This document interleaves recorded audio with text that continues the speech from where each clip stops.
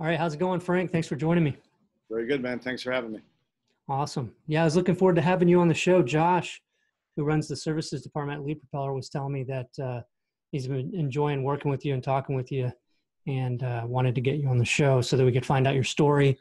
At the beginning of the show, I read out your bio and been a part of over 1,000 transactions. That's impressive. Yeah. Yeah, my wife had I noticed that she put the wrong date in there. I'm sorry about that. I've been flipping since about 2002. I got out in 07, and then I jumped back in 2010 when the short sale was taking over the frenzy. And then I've been wholesaling for about 5 years since then. Nice. So I've probably done about 400 wholesales. Nice. Still really impressive. Oh, thank you.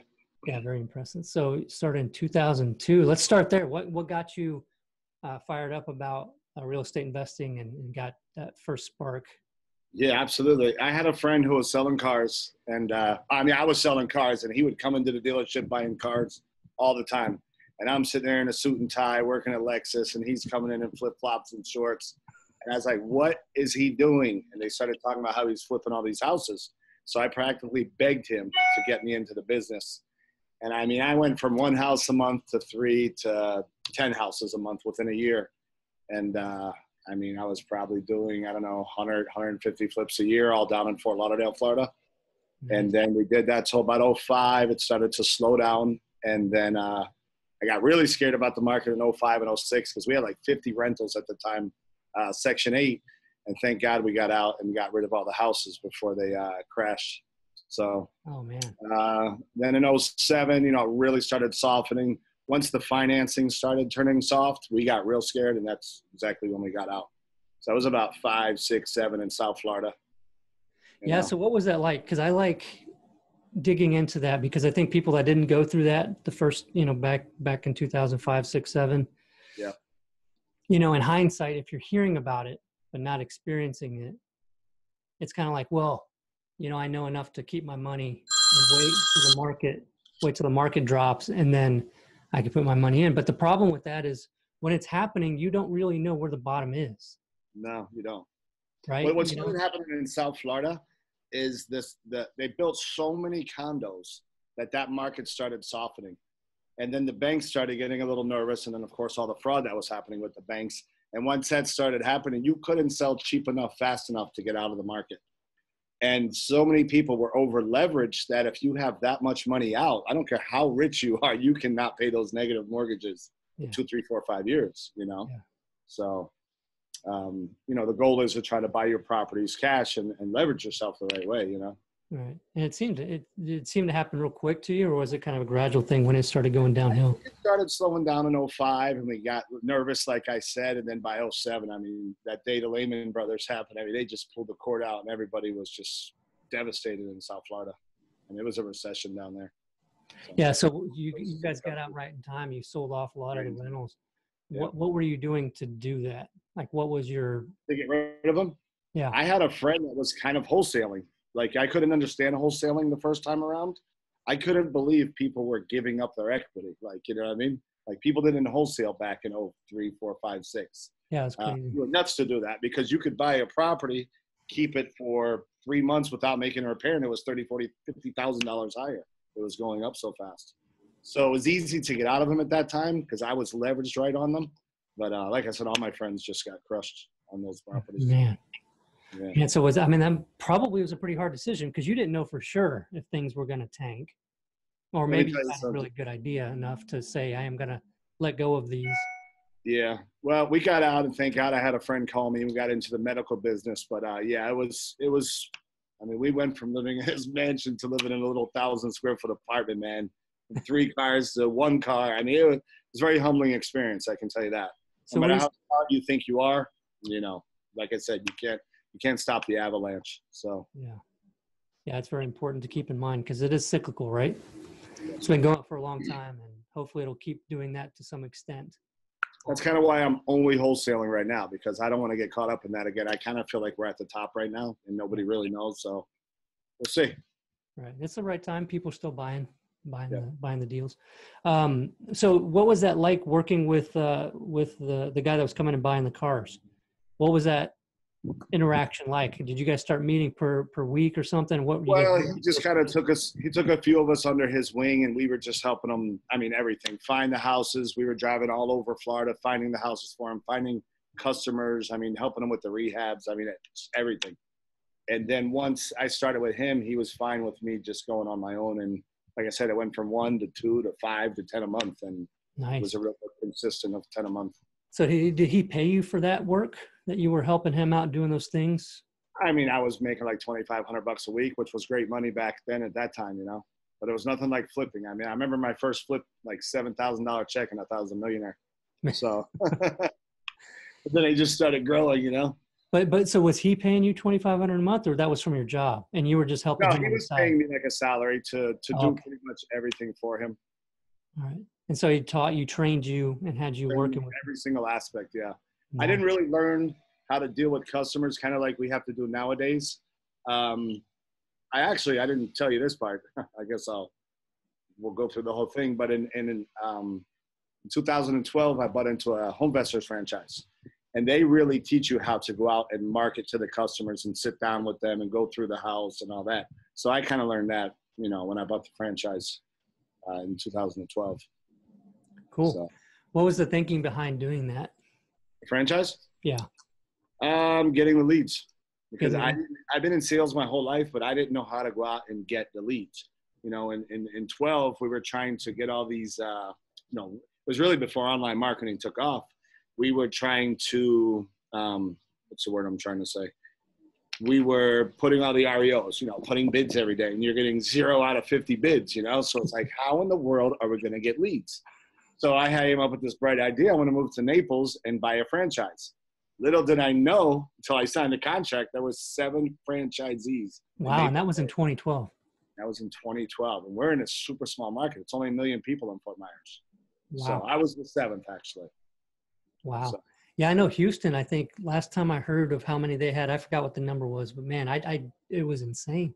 Houston, yeah. Texas, like something like 20 something maybe. Yeah, a lot of people just aren't good at marketing, so they buy into that franchise thinking you're going to get all the leads, you know? But you got to put a lot of money in to get their leads. Yeah. It's like you're buying into a big, like a pie, and whatever piece you put in, you get that many leads, you know? Yeah. So you did that for a while, and then got to the point where you're saying, hey, I can figure this out, and I could do a little bit better myself if I managed to lead. Honestly, so I stayed in that for 6 months, and that was a disaster for me. I got like 5 leads a month, man, for $2-3 grand a month. And I was like, there has got to be a better way. Like I said, I've been in sales my whole life. I came back. I went to a Sean Terry event. And while I was at Sean Terry's, and this is what, I guess, 2012, 13, while I'm talking to Sean Terry at the VIP event, boom, I got my first wholesale deal. Nice. My wife was working it on the phone back here, and we picked it up and sold it like in 10 minutes. We made like 27 G's, and my wife right there was like, said, this works, honey. And I said, honey, I told you it worked. So that's awesome. And after Sean's, we just came back and we just went nuts. We just started doing probate, 5 deals a month. And then, you know, I started doing internet marketing, and then we just took off from there.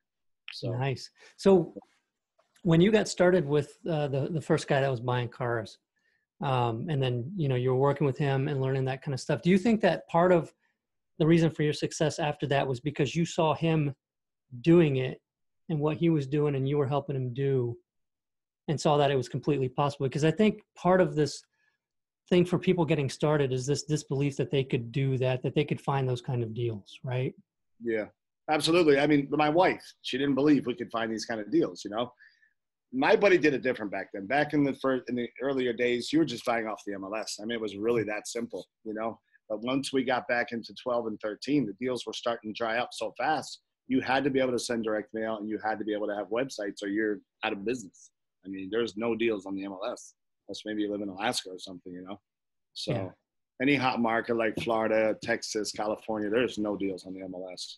So it probably hasn't been for years. So what was it like for you transitioning from MLS stuff to actually, you know, meeting with sellers and doing all those things that you learned? Well, when I came home from Sean's, I mean, I was nervous as heck going out on the first appointment. Of course, it was a straight retail deal, and I had to look at the guy and offer him probably $150,000, $200,000 less. Gorgeous house on the water in Marco Island, Florida. And we're just kind of laughing at each other. I said, sir, I just can't offer what you want, man. This is where I need to be. I'm an investor. You know, and home investors, they teach you the 0.65 rule. So you go 0.65. And he looked at me and said, man, you must be crazy. Yeah. So that's when I started saying, well, there's got to be a better way than going after retail customers and trying to offer them 0.65. So you got to start getting the distress list. And then you start, you know, you just start learning how to do this and how to go after distress sellers instead of trying to make retail into distressed sellers. So that just doesn't work. Right, right. And so you've gone on probably what, hundreds of these appointments, right? And hundreds now, yeah, maybe even a couple thousand. Yeah. I'm a one-man show. I don't have a team like a lot of people do. I've tried it. I didn't like it. I'm really good at this part of it, so I go out and do it all myself. Great. Yeah, nothing wrong with that. What that's what you love doing.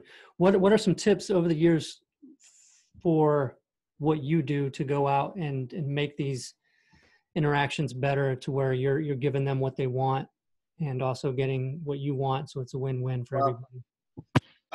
When you look up my company, I have a phenomenal online presence, whether it's SEO or your guys' websites, Facebook, Instagram. It doesn't matter. You Google my name and I'm everywhere, you know, and I'm not a realtor. So if you're in my area and you're Googling sell your house quick, you're going to see me somehow, some way. Okay. I'm actually just going to start SEO with you guys on your website. Awesome. And you have to be, once you get started and you're a little bit more developed, you have to be Better Business Bureau accredited.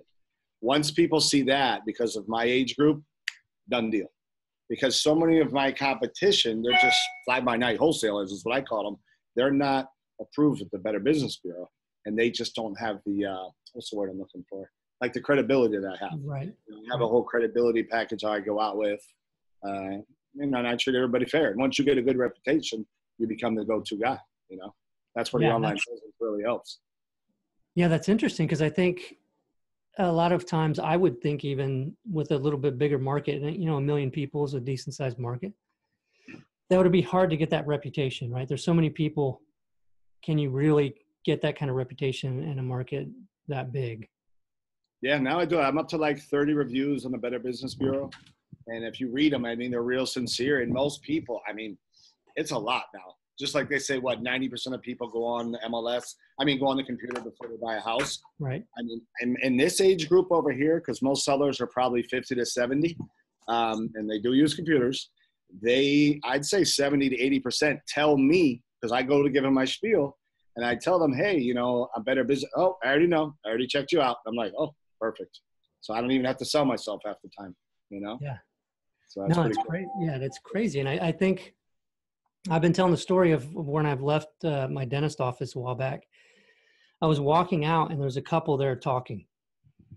And, you know, the guy says to the woman as I walk past, yeah, I looked for them online, but I couldn't find a website. So I got on Facebook and I looked for them. I couldn't find them there either. Yeah. And then she goes, well, I guess we'll need to find somebody else. Yeah. And that's when I was like, wow, that's like everybody, that's what they do. Like even like they're getting direct mail, probably getting maybe your competitors direct mail even.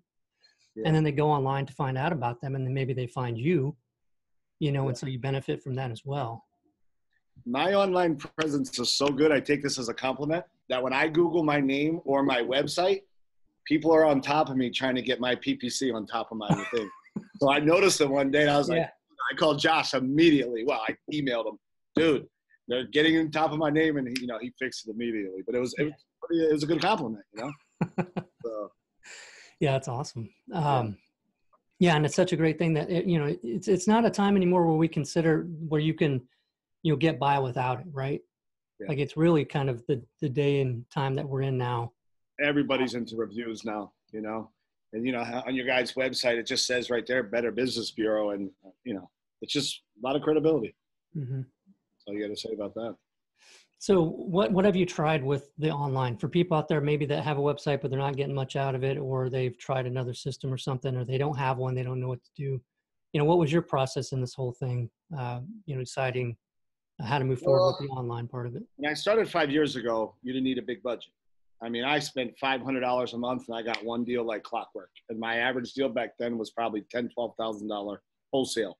Now I spend probably $5,000 a month and I get 2 deals out of that on average, sometimes 3, sometimes 1. So about 2 on average. but now I'm making about $17,000 per transaction. Wow. Yeah, I have a really good buyers list now. I mean, I leave the appointment because I'm doing, like I told you, I'm one-man show. As I'm leaving, I'm already calling my buyer and say, hey, man, I just picked up a great deal in Lehigh Acres, 3-2. This, it's about this price. Are you down? And boom. I mean, I honestly sell it that quick.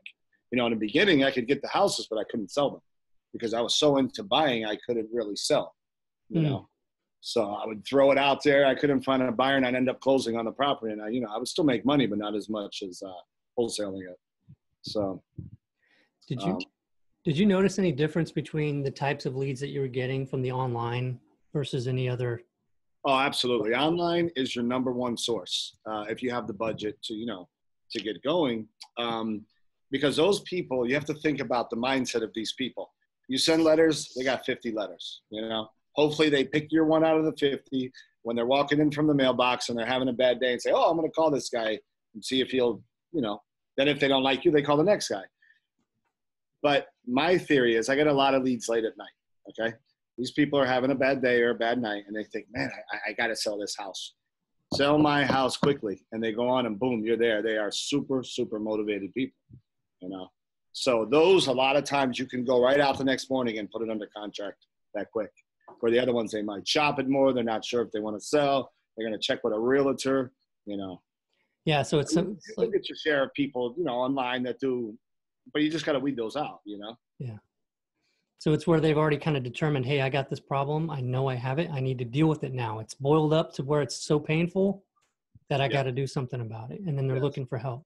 And a lot of times they'll go for your competition and they do a bad job, and then they'll look up you or your, or somebody else. So they're super motivated and ready to go. Right. So, wow. So you guys you're doing PPC with us, right? Through LeadPropeller, AdWords. Yeah. I guess it's Google Ads now instead of AdWords, but I didn't even know that. So what got you onto that? Like what convinced you to try that out? AdWords? Yeah. I guess going to Sean's, him telling you, everything you need to do, like all the aspects. I mean, when you get started, you need to focus on one. In my eyes, you need to focus on one, and whatever it's going to be. If you're going to try online, you're going to try PPC, and you really need to get that channel down. I started actually with probate.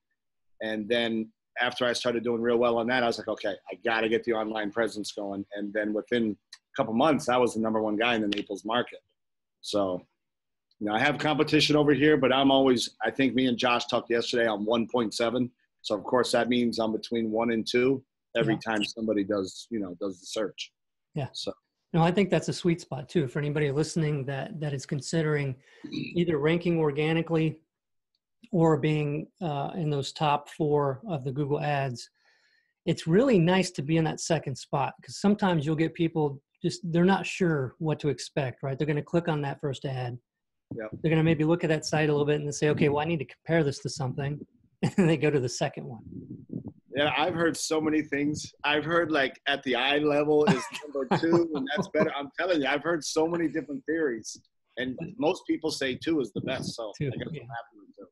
Yeah, so averaging there, you can't just say, put me at position 2. You can't do that, but ending up there is like what we kind of strive for ourselves. Yeah. Nice. So probably don't get a lot of angry leads either, right? Like in direct mail. No, you don't get people telling me take you off the list like probate and direct mail. You get a jerk every once in a while that has nothing better to do, but that's few and far between. I mean, probably if I had to put numbers on it, because I'm pretty good at this, I keep track with Josh a lot. I'd say 20 or 30%, so 2 or 3 out of 10 are ready to go right now. Come out to my house. I got to sell right now, Then 2 or 3 are like, come next week. And then 2 or 3 are just straight retail, So if you have a brokerage firm, you can flip them right to a real estate, a realtor right away or keep it in-house. My wife, we have 2 young children, so we don't try to keep anything in-house. It's too hard for us, I mean, she's a realtor, but we don't keep it in-house. Yeah. So you guys, you find that you might need to move a little bit faster with the online leads? Like you've got to what is your process? You get that lead in, what do you do? I got to tell you, my response lead is probably 3 seconds, man. 3 seconds. I swear. I mean, well, first of all, I have my phone right here at all times. I answer all my calls live. All my direct mail goes to, what is it called? Call rail goes through, into the system. But internet leads, I stop whatever I'm doing and pick up that call. At least put them on ice, you know. Hey, this is Franco. I'm driving. Can I have the pertinent information? And then at least puts them on ice. Because if you don't put them on ice, they're going to number 2. They're going to number 3. And you won't believe how many people do not pick up their calls. Online people. They're spending, you know, $20, $30, $50 a click, and they do not pick up. It's amazing to me. Yeah, it is amazing. It's good for people like you that absolutely you know it. You know, the big national brands, they have recordings, not recordings, I'm sorry, the answering services, which are so impersonable. I tried that because I was with Homevestors. How do you spell Frank? And it's just like, oh, yeah. So if you're any kind of personable or have a good person on the phone, I mean, it's easy to close them. I'm telling you, man. It was like, how do you spell Frank? It was like, wow. Oh man, no, I've always, yeah. I mean, there's a time and place for it when that's all that you can do. But yeah, I mean, no, absolutely. If that's all you can do, then that's what you got to do. Yeah, yeah. But the better way and the way you're treating it, and I mean, do you look at it like when you miss a call, you feel like that could be $20,000? Exactly what I tell my wife or whoever's around me. Probably to the point where I'm annoying to my friends or whoever. Because I could be on a golf course. Oh shit, that could be 20, 30,000. You know, and I'm running across the golf course. So I pick these up. I'm sure you know what these are. These are the little wireless earpieces. Oh yeah, yeah. Yeah, these are the best, and I just carry them all the time in my ears. You know. Oh, nice. And I always got this little pad. Ready to write down the deets. It's amazing that you can run a business off that right there, isn't it? No, it's really cool. I do probably 5 to 7 deals a month like clockwork. Yeah, no warehouse, no all my that backyard stuff. by the pool, man. Yeah, it's nice. So with these, did you know, he was talking about PP, I guess Sean Terry was talking about PPC, and you're like, okay, I'm going to do that. And then how did you find out about, you know, what we're calling LeadPropeller Services now, because we'd always call it LeadPropeller Services. We call it LeadPropeller Fuel. Because my good friend Don Costa was talking about how our websites are like and not to make this any kind of marketing pitch, I just like the idea of explaining this way, is what Don was saying was, it's like the LeadPropeller will set you up to have that online presence to prepare you to get these great leads and deals. Yeah. But doing the PPC, the Google ads and the Facebook and the SEO is like throwing fuel on that fire. And just really, I mean, is that what you kind of experienced when you? Yeah, I do the whole thing with you guys right now. So first of all, when I do all my direct mail, I send them to my home website. I mean, it might cost me some money on clicks, but my website is so nice that I want them to go there as my home base, you know? Because like I said, it's got the better business stuff. It's got personalized pictures of me and my family on it. And it converts very well. It's big. It's easy to read, you know? Yeah, we'll put that on the show notes page too. Get you a link over that if you want. Okay. Help pass some SEO over to you. Oh, okay, cool. And then, you know, I just started the Facebook. I've only been doing that about 2 months. I've gotten 1 lead so far, so I pretty much broke even on that. Those leads, even though they're, I guess, motivated, they're really hard to get a hold of for some reason. Like around here, you know, there's a lot of mobile homes and stuff, so I'm getting a lot of leads with that. So I just talked to Josh Thursday. I was driving to Tampa. We're going to figure that out. Yeah, it's different in different markets with the Facebook stuff. And some of them we get a ton of leads, and I'm still a fan of it. I think it works, and you get cheaper leads that way. Cheap leads. You know, but the PPC, you can't beat the PPC quality of the leads, I don't think, and the organic. Once you're ranking at the top for a ton of keywords. Absolutely. So, what are your plans moving forward from here? What are you looking to do? Well, so I'm down in Southwest Florida, and I'm really trying to expand into Sarasota. I don't know if you guys know where it's at, but that's about 2 hours north of me. And Josh is just going to start the SEO there for me. And we're really going to try to get me ranked there because I'm doing great in the PPC there. But the deals are so profitable for me, probably over 20,000 per transaction, that I just want to go full bore on that city there, you know? Nice. So how are you going to do that 2 hours away? You going to actually drive? I get all the appointments, man. I make the appointments on Tuesdays or Thursdays. Those are my travel days. It's about 2 hours away, and I drive up there and do 2, 3, 4 appointments in a row. Nice. So you don't have I feel like I got to sell right now. I'd hop in the car and drive there right now. Yeah. So okay. So if there's a lot of motivation there, and you know it's going to be something where they're going to sell right away, you're going to go ahead even outside of Tuesday, Thursday. Absolutely. There's keywords I use, and if they're like, get rid of, liquidate, you know, there's keywords. If they say it, I'm making the appointment. I don't need to know nothing about the house, honestly. And Sean taught me that 5 years ago. If they use like 10 keywords, make the appointment immediately, you know? Because if not, the next guy could call back and sneak in before you. I've done it a million times, you know?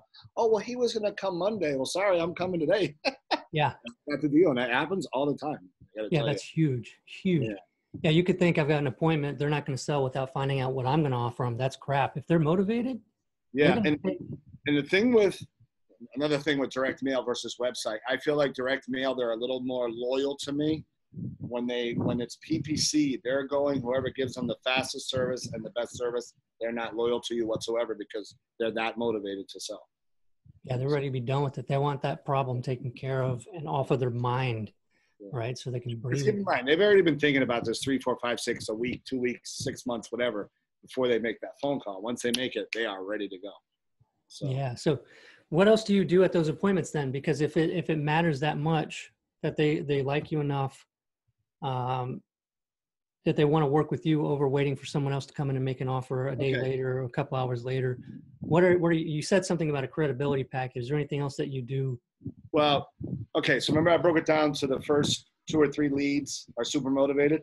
Those 2 or 3 leads are so motivated out of the 10 that they'll tell you the price they want immediately.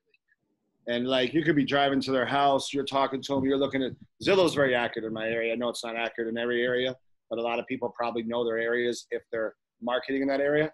But I cover a big area. So I'm talking to them. They're telling me they want 60. The house says, Zillow says set or 100. They're telling me 60. I mean, it's already a deal. 2 or 3 on the way there. The other 2 or 3, you got to schmooze just like a direct mail lead. You got to go in. You got to give them the whole presentation. You got to sell them on yourself. You got to do the walkthrough, the silent appraisal, and give them an offer.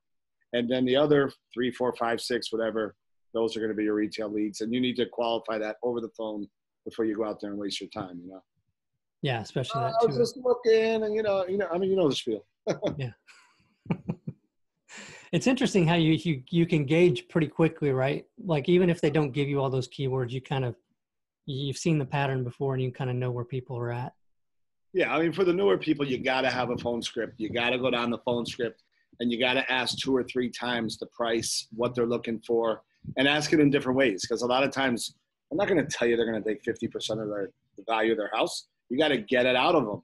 Right. And then once they tell you that low price, okay, is that the best price you'll take? Okay, well, maybe I'll go a little lower if you can pay cash and do it quick. And that's why you got to practice your phone speech. You really do. Yeah, and it's actually kind of fun once you get past the nerve of doing it. Yeah, it takes you 5 or 10. It takes you 5 or 10 to get used to it. Yeah, 5 or 10. And then, like you just said, you ask how much, right? They could say it's worth 110, I want 105. Oh, really? Do you think that's about the least that you would take? I mean, if we close this thing quickly, would you take less? Well, and then they might drop it like 15K just from the one question, because they're getting down more realistically because they, it's just like any negotiation, even if they're motivated, right? They want to give you their exact number right off the bat. No one will ever tell you the bottom line number on the first question. I mean, maybe 1% of America will tell you, you know what I mean? You got to ask those questions. Oh, really? So why haven't you called a realtor? Well, it needs a little more work than I said, the roof, or, and now they're silently walking themselves down, just like checklist almost. Yeah, taking the time to let that happen and ask the questions and have them rethink why they're even needing to sell in the first place, right? Absolutely. Yeah. So what is that? Do you mind sharing what that credibility packet has in it? What are you sharing? Okay. So I have a real nice folder, like a, what do they call it? Like a silk folder. I have inside, I'm not going to go in order, but I have inside a sheet that has my title company and it says what to expect now. So if we sign the contract there, or I have it in PDF form. So once we sign the contract, it gets sent to them. A lot of people have no idea what they're doing when they sell a house. They don't know the process. This could be their first house. A lot of probated and trust. They're so overwhelmed. You just lay it out like a baby for them. Okay, here's what's going to happen. Here's who's going to call you. This is how the process is going to work. This is how you're going to get your money. And it says it all right on there. I have a copy of my Better Business Bureau page in there. Like a big plaque almost with a Better Business page. From Mike Brown. I got a nice cutout, it says 7 essential questions you should ask other investors. And it just says like, do they show you proof of funds? Can they show you their deposit? It's really good. Has her name down the bottom. Oh, that's amazing. Yeah, that's really cool. I have a questions, frequent asked questions I made up, kind of like off the website, and I kind of printed it up. I have more. I think there's one more. Okay, so I have a trifold that explains selling to me versus a realtor. I put that in there, and of course my business card. That's about it. Yeah, but I mean, it looks like today I lost the deal. Okay, so the guy, direct mail, went on the website, filled out the information. I went out, I gave him an offer. I called him today for the follow-up. He doesn't want to take my offer. But he tells me, this is a very good compliment. I got to tell you, Frank, I am so impressed by the way you handled your business and the way you did your presentation and your packet, your credibility packet. He didn't say credibility packet, but the packet you gave me. And if I do want to sell in the future, I'm definitely calling you. So I lost the deal, but I mean, it was just a good compliment, you know? Yeah. So no, it's big. You know, you think about what happens, right? Most guys, you could hear this on podcasts because, you know, you got higher level guys like yourself on podcasts talking about what they're doing, the success they're having, stuff like that. And they talk about these packets and it makes it seem like all investors are doing it. What percentage of people in your market do you think are leaving behind something similar to what you're doing? I was going to raise my hand while you're talking. Nobody. Nobody. I go with a polo shirt every day. Sometimes I wear the hat with my logo. I give them as soon as I meet them, I hand them a business card. I bet you nobody even does that. Yeah. Then I hand them the brochure. I always leave them, you know, all the information. You just got to follow steps like you want to be treated or like your grandmother or mom wants to be treated, you know? Yeah. And that's why I'm so good at sales because I've done it my whole life. So yeah, because what do you think people are doing once you leave and someone else had come through and left and they're left thinking about – They look at their life and they go, wow, there's no comparison. I mean, right, yeah. They're left trying to remember what happened between all these interactions with the different investors if they had multiple come through. And if they have something to look at instead of trying to remember everything. Yeah. Absolutely. All they got's a business card. What did that guy say? What was his offer? Yeah. A lot of that. And what was the other thing I was going to say? I can't remember. I lost the train of thought. I'll remember. Shoot. Now, what else is it? No, it's fine. All right. So with the website you're doing the PPC, still tweaking the Facebook a little bit, and then going to be working the SEO. And that's going to be in that other market just north of you. Another thing I was going to say that I love that Josh has done for me. So after they click on my website, I'm sure everybody knows, or a lot of people know that are listening to this, I made a real professional video, Facebook video that retargets them. And I know a lot of people are starting to do this, but I mean, I did a real professional one that I had a photographer take the video of. And so every time they go on the site, boom. And then I also did a drip campaign. So after they go on my site and they fill out their information, I have 5 videos that get sent to them. One immediately. It's like, hey, how you doing? I'm Frank. This is what we're doing. We're checking the comps and, you know, just something generic like that. One the next day and then dripped out like that. And it's really cool. Wow. You know, it's crazy. I don't know that I've heard anybody say that they've done that before.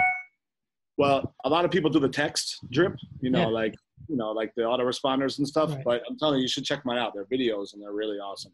So that's why I feel like when somebody goes on my site, they're looking at my Better Business Bureau. And then if they don't sell right then, the next day they're getting my professional video. The next day they're getting I'm holding up a sign talking about Better Business Bureau. The next day it's the 7 questions. It's really cool drip series. Right. Yeah, so I'll put that, I mean, if you don't mind, I'll put that your website up there so other people can check that out too. That'd be super helpful. I'm going to look at it. I'm going to check it out and see what that is. Absolutely. What was it like to do that video? Was it, I mean, like cost and was it? Oh, I got a local college kid. It's $225 and it's the best money you've ever spent. Man, not bad. So how did you find them? Realtor in the area. He's always doing videos. I'm like, hey man, who's your guy that does the videos? And he gave them to me and did a great. Awesome. I mean, for $225, it's so worth having some videos, whether they're testimonials, walkthroughs of houses, like, hey, this is what we're looking for when you're walking through, and put that on your website, put it all over Facebook, everything to drive traffic. Yeah, like you said, they're checking you out. So even if you feel like, well, who's going to see it other than my friends and family on Facebook, that's not true. Yeah. You put it up, you create that Facebook business page, and you got your listing, your different videos and stuff. But Absolutely. it also shows that personal element, right? Because if they only see marketing from you, they don't see that side of you just being you and talking about what you do and showing how your passion for what you do. And it's got to Absolutely. be big for you. Another thing I do, I put my picture everywhere. I mean, I'm not a realtor, but I kind of look like a realtor because I want them to see my logo all the time, which my logo is awesome. And I want them to see my face all the time, you know? So they just remember who I am. You know, it's on the website, it's on the direct mail, it's on the Facebook, it's everywhere. So That's a lot of huge. times people call me, it's like, hey, Frankie. And it's like some 50-year-old guy I've never met, you know? Instant report like that, man. I'll tell you. No, that's big, especially when they feel like they kind of know you already too. When you show up at the house, maybe they've seen you several times. They've seen me, they watched the video, they see my mail with the picture, they've seen my website, but by then they already feel like they know me, you know? No, that's awesome. Now, it's been a bunch of great stuff in this one, you know, especially with this online lead generation, what it's like, what to expect, how you got to treat these leads because they tend to be better. You know, like you said, you get those 2 to 3 out of 10 that are like, they want to move now. You got to be quick, answer the phone immediately. You're taking the time to do that. You're doing the things that matter. Because too many times I hear about people, and I did this myself for so long too. I'm not immune to it. I made the same mistakes where I was working so hard at trying to bring new leads in that I'd stopped giving the attention to the most important parts of the business, of the answering of the phone call and those appointments and how you treat those appointments. Yeah. You start focusing on the wrong thing. And it sounds like you've got things set up to where you're focused on the right thing. You're doing the right things at the right times, Yeah. and putting that stuff where it needs to be. So I appreciate you being on the show and sharing all this insights and stuff. Absolutely. All right. Is there anything else you want to share with anybody listening out there? No, I mean, I'm happy that I could share all my information with you guys. You know, I consider myself a marketer before a wholesaler. I'm really good at marketing, and you know, that's my specialty. So Yeah, it sounds like it. All right. So if anybody out there listening wants to get a hold of you, is there any way that they can find you and reach out to you? well, my website is myrealoptions.com. So it's myrealoptions.com if you want to go and see what we're talking about, any of that stuff. I mean, Real Options and Investments, Facebook, Twitter, I got everything. Like I said, you'll find me if you want to do social media. Awesome. So, Yeah. And if you guys got something out of this and you feel like you want to help Frank out a little bit, find his Facebook and leave him a review. Give him a 5-star rating or something. Help him out. Do that stuff. That'd be awesome for him taking time to share with everybody too. yeah, I mean, I get 2 or 3 rookie wholesalers calling me every day, and I have no problem answering questions. If you want to hit me up on Twitter or Instagram or any of that stuff, I'll answer any questions. Awesome. Yeah. And I'll get those links for those two if you want for the social media and put them on the show notes page too so people can find you. Okay. All right. Sounds good, man. Awesome. Thank you, Frank. All right. Take care. Talk soon. Bye.